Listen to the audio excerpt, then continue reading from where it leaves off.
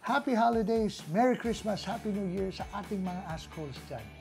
Alam ko po, marami sa inyo gusto lang magtanong ng how much, magkano, last price, pero wala namang plano bumili. Pero since Christmas season, sasagutin ko yung tanong nyo ng maayos at magpapakabait ako. Pero tanong ko lang, ginagawa niyo ba yun dahil bored kayo? Pwede nyo na ma-google, di ba? Or ChatGPT.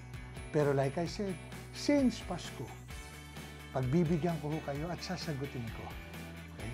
Pero since it's a season of giving, sana man ho, ipahinga na natin yung mga how much at last price at may manual transmission ba yan? Kasi magtanong naman tayo na mas makabuluhan para ho gumanda yung discussion natin sa page.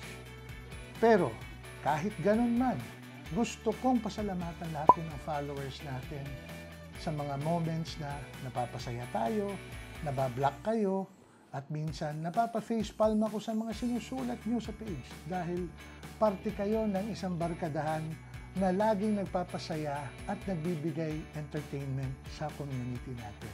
So palakihin ho natin ang Luxury Cars Manila. Lagi tayong mag-post, lagi magtanong, hindi naman ho laging mali ang tanong.